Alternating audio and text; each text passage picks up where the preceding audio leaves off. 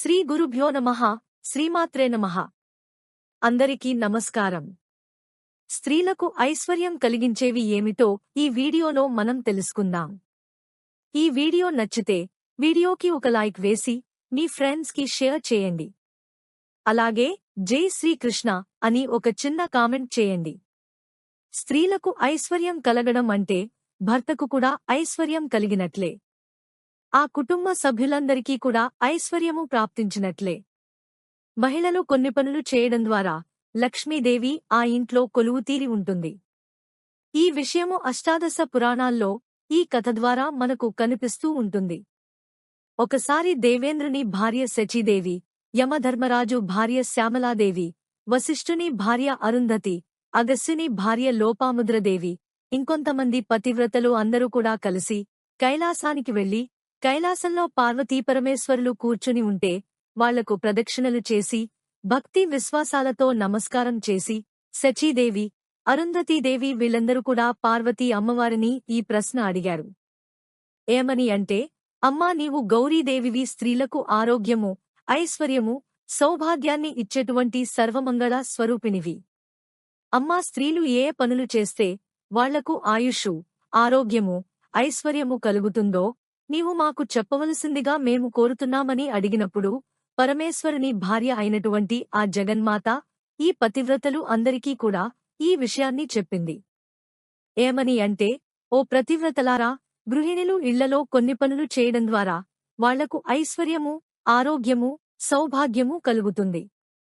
ఏ పనులు చేయాలంటే మొట్టమొదటిగా స్త్రీలు ప్రతినిత్యం పాదములకు పసుపు రాసుకోవాలి.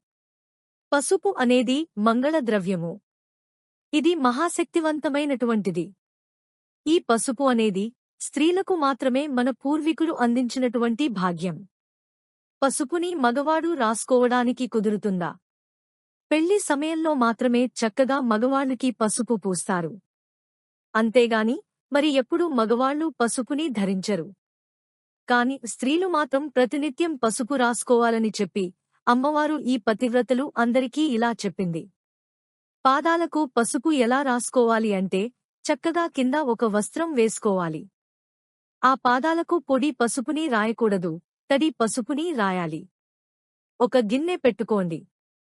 ఆ గిన్నెలో పసుపు వేసుకుని కొంచెం నీళ్లు పోసి పొడి లేకుండా కలుపుకొని ఆ పసుపుని పాదాలకు చక్కగా గ్యాప్ లేకుండా అంటే సందులు లేకుండా పూసుకోవాలన్నమాట. ఈ పసుపు పూసుకునేటప్పుడు అరికాళ్లకు పసుపుని ఎటువంటి పరిస్థితుల్లోనూ పూసుకోకూడదు. అంటే పాదాలకి కిందవైపు మాత్రం పసుపుని పూసుకోకూడదు. ముఖ్యంగా పాదాలకు పసుపు ప్రతినిత్యం రాసుకోవాలని సాక్షాత్తు అమ్మవారు చెప్పారు. ప్రతినిత్యము పసుపు మేము రాసుకోలేము అంటే కనీసము మంగళవారము, శుక్రవారమైన చక్కగా పాదాలకు స్త్రీలు పసుపు రాసుకోవడం చాలా శుభప్రదము. పూర్వకాలంలో ఒళ్లంతా కూడా పసుపు పూసుకుని స్నానం చేసేవారు. ముఖానికి కూడా పసుపు పూసుకునేవారు. ఎందుకంటే పసుపు అనేది యాంటీబయోటిక్. ఎవరి ముఖానికైతే ఎప్పుడూ పసుపు పూసుకుంటూ ఉంటారో వాళ్ల ముఖం మీద మొటిమలు అనేవి రావు. అదేవిధంగా మంగుమచ్చలు అంటే నల్లని మచ్చలు రావు. ఆ ముఖము చాలా కాంతివంతంగా ఉంటుంది. ముడతలు కూడా ఉండవు. మన పూర్వీకులు అంటే మన అమ్మమ్మలు, నానమ్మలు ఎప్పుడూ ముఖానికి పసుపు పూసుకునేవారు. అందుకే వాళ్లకు చర్మవ్యాధులు అనేది రాలేదు. పూర్వం గణపలకు కూడా పసుపు పూసేవారు. ఎందుకంటే వైరస్ ఇంటి లోపలికి రాకుండా ఉండాలని. అందుకే చిత్రాన్నంలో లేదా పులిహోరలో కూడా పసుపు వేస్తూ ఉంటారు. ఎందుకంటే కడుపులో ఉన్నటువంటి ఏవైనా క్రిమికీటకాలు ఉంటే అవి అన్ని కూడా చనిపోవాలని. కాబట్టి పసుపు మహాశక్తివంతమైనది. కాబట్టి స్త్రీలు తప్పకుండా పసుపు అనేది రాసుకోవాలి. ఇక రెండో వస్తువు, చేతులకు తప్పకుండా గోరింటాకు పెట్టుకోవాలి. మన ఇళ్ల దగ్గర ఉన్న గోరింట చెట్టు లేదా ఎక్కడైనా దగ్గర్లో ఉంటే ఆ గోరింటాకులన్నీ కూడా కోసుకుని వచ్చి చక్కగా వాటిని నూరి చేతులకు ఈ గోరింటాకు అనేది పెట్టుకోవాలి. అమ్మవారికి గోరింటాకు అంటే చాలా ప్రీతికరం. లలితాపరమేశ్వరి ఎప్పుడూ కూడా పాదాలకు గోరింటాకు ధరించినట్టు ఉంటుంది. కాబట్టి గోరింటాకు పెట్టుకోవడం కూడా చాలా శుభప్రదము. ఇక ఆ తరువాత కాటుక. కాటుక అంటే కూడా గౌరీదేవికి చాలా ప్రీతికరం. సుమంగళి స్త్రీలు ఎప్పుడు కూడా కళ్లకు కాటుక ధరించడం చాలా శుభప్రదము. కాటుక ధరించి పూజ చేసినట్లయితే పూజా ఫలితం రెట్టింపు కలుగుతుందని అమ్మవారే సాక్షాత్తు చెప్పారు. ఎవరైతే స్త్రీలు కాటుక ధరించి ఉంటారో అటువంటి స్త్రీలకు నరదృష్టి, నరఘోష పొరపాటున కూడా తగలదు. భర్తకు ఆయుష్షు కూడా పెరుగుతుందని సాక్షాత్తు అమ్మవారే పతివ్రతలకు చెప్పారు. కళ్లకు తప్పకుండా కాటుక ఉండాలి.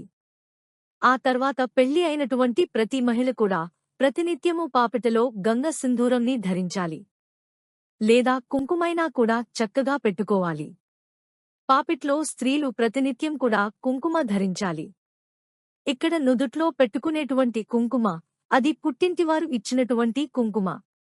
పాపిట్లో పెట్టుకున్నటువంటి కుంకుమ అది భర్త పెట్టినటువంటి కుంకుమ. పెళ్లికాని స్త్రీలు పాపిట్లో కుంకుమ ధరించకూడదు. పెళ్లైన స్త్రీలు తప్పకుండా పాపిట్లో కుంకును ధరించినట్లయితే వాళ్ళు పవిత్రులని చెప్పారు పెద్దలు. ఎందుకంటే స్త్రీలు ప్రతినిత్యము తలస్నానం చేయరు కదా, వారానికి ఒక్కసారి మాత్రమే చేస్తారు లేదా 2 సార్లు చేస్తారు.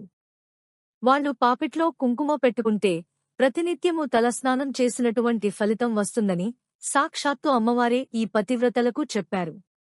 తరువాత గాజులు తప్పకుండా స్త్రీలు చేతులకు ధరించాలి.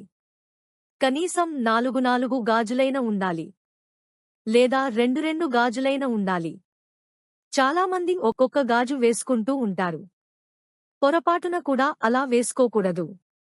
ఎప్పుడు కూడా సరిసంఖ్యలో ఉండాలి గాజులు. మట్టి గాజులు వేసుకోవడం ద్వారా భర్తకు ఆయుష్షు పెరుగుతుందని సాక్షాత్ అమ్మవారే పతివ్రతలతో చెప్పారు. కొంతమంది బంగారు గాజులు వేసుకుంటూ ఉంటారు. ఆ బంగారు గాజులు వేసుకున్నా వాటి మధ్యలో తప్పకుండా 2 మట్టి గాజులు వేసుకోవాలి. కొంతమంది వెండి గాజులు వేసుకుంటారు. భర్త ఉన్నటువంటి స్త్రీలు పొరపాటున కూడా వెండి గాజులు వేసుకోకూడదు. సుమంగళి స్త్రీలు అంటే ముత్తైదువలు వెండిగాజులు ధరించడం మంచిది కాదు. భర్త ఉన్నవాళ్లు వెండిగాజులు వేసుకోకూడదు. మట్టిగాజులు లేదా శక్తి ఉన్నవాళ్లు బంగారుగాజులు వేసుకోవడం చాలా శుభప్రదం. అదేవిధంగా నల్లపూసలు. మాంగళ్యాన్ని నల్లపూసలతో వేసుకున్న పర్వాలేదు, లేదా గోల్డ్ చైన్స్లో వేసుకున్నా కూడా నల్లపూసలు తప్పకుండా అందులో ఉండాలి. స్త్రీలకు ఎవరైనా వాయనను ఇస్తే పసుపు కుంకుమలతో పాటు తప్పకుండా వాళ్లు మొదట మాంగళ్యానికి బొట్టు పెట్టి పసుపు కుంకుమ కళ్లకు అద్దుకొని లోపల వేసుకుని తర్వాత వాళ్లు పెట్టుకోవాలి. ఎందుకంటే మాంగళ్యంలో సర్వమంగళదేవి ఉంటుంది. ఎప్పుడు కూడా స్త్రీలను అమ్మవారు రక్షిస్తూ ఉంటుంది. దీర్ఘసుమంగళిగా ఉండాలని. కొంతమంది మాంగళ్యాన్ని స్నానం చేసేటప్పుడు తీసేయడము, అదేవిధంగా వాకింగ్కి వెళ్లేటప్పుడు తీసేయడం చేస్తారు. పొరపాటున కూడా అలా చేయకూడదు. అదేవిధంగా కాలిమెట్టెలు. కాలిమెట్టెలు అంటే కూడా అమ్మవారికి చాలా ఇష్టము. స్త్రీలు తప్పకుండా ఈ కాలిమెట్టెలు అనేవి ధరించి తీరాలి. పసుపు, కుంకుమ, మాంగళ్యము, చేతికి గాజులు, తలలో ఒక పువ్వు, కాలిమెట్టెలు. ఈ 5 వస్తువులు ఉంటే వాళ్లను ముత్తైదువని పిలుస్తారు. అదేవిధంగా కాళ్లకు పసుపు, చేతులకు గోరింటాకు, కళ్లకు కాటుక, ఇవన్నీ కూడా పెట్టుకుని ఉన్నటువంటి స్త్రీ పరిపూర్ణమైనటువంటి అమ్మవారి స్వరూపము. అటువంటి స్త్రీలు ఎక్కడైనా కనిపిస్తే పాదాలకు నమస్కారం చేయాలని చెప్పి మన ప్రాచీన గ్రంథాల్లో చెప్పారు. పాదాలకు నమస్కారం చేయకపోయినా దూరం నుండి అయినా వాళ్లకు నమస్కారం చేయాలి. వాళ్లు సాక్షాత్తు లలితాపరమేశ్వరి అవతారము. అటువంటి స్త్రీలలో ఎప్పుడు కూడా అమ్మవారు కొలువై ఉంటారంట. ఎవరైతే ఈ సనాతన ధర్మాన్ని గౌరవిస్తూ ఉన్నారో, మాకు లక్ష్మీ అనుగ్రహం కావాలని కోరుకుంటూ ఉన్నారో, అమ్మవారు ఎప్పుడు కూడా మా కుటుంబాన్ని చల్లగా రక్షించాలని అనుకుంటున్నారో వాళ్లు మాత్రమే వీటిని పాటించండి. అదేవిధంగా సుమంగళి స్త్రీలు ప్రతినిత్యము కూడా చక్కగా ఇల్లు శుభ్రం చేసుకుని పొద్దున్నే చెత్త ఊడ్చుకుని ఇంటి ముందర తప్పకుండా ముగ్గు పెట్టాలి. ముగ్గులేనటువంటి ఇల్లు శ్మశానంతో సమానమని పెద్దలు చెప్పారు. ప్రతినిత్యము చక్కగా ముగ్గు పెట్టాలి. అదేవిధంగా ఇంట్లో మంగళగౌరీదేవిని పూజ చేసుకోవాలి. ఇలా చేస్తే మీ భర్తకు ఎటువంటి మృత్యుదోషాలు ఉండవు. ఒకవేళ మృత్యుదోషాలు ఉన్నా, అనారోగ్య సమస్యలు ఉన్నా కూడా అమ్మవారు తప్పకుండా రక్షించి మిమ్మల్ని దీర్ఘసుమంగళిగా దీవిస్తుంది.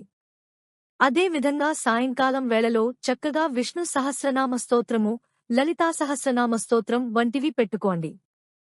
అప్పుడు ఇల్లంతా కూడా ఒక దేవాలయంలాంటి అనుభూతి కలుగుతుంది. చక్కగా సాయంకాలం ఇంట్లో ధూపం వేయడం, సాంబ్రాణి వేయడం, అదేవిధంగా ఇంటిలో మంచి మాటలు మాట్లాడడం, భార్యాభర్తలు గొడవలు పడకుండా ఉండడము, ఇవన్నీ కూడా అమ్మవారికి ఇష్టమైనటువంటి పనులు. ఇలా చేస్తే తప్పకుండా ఆ ఇంట్లో అమ్మవారు కొలువుతీరుంటుంది. కాబట్టి ఇటువంటి పనులు చేయడం ద్వారా స్త్రీలకు ఆరోగ్యము, ఐశ్వర్యము, లక్ష్మీ అనుగ్రహంతో పాటు గౌరీదేవి అనుగ్రహం కూడా కలుగుతుందని మనకు ప్రాచీన గ్రంథాల్లో పెద్దలు చెప్పారు. కాబట్టి ఇటువంటి నియమాలు పాటించడం ద్వారా మన కుటుంబము 10 కాలాల పాటు చల్లగా ఉంటుంది. మా వీడియోస్ చూసినందుకు ధన్యవాదములు. దయచేసి మా ఛానల్ని లైక్ చేసి సబ్స్క్రైబ్ చేసుకుని మమ్మల్ని సపోర్ట్ చేయండి.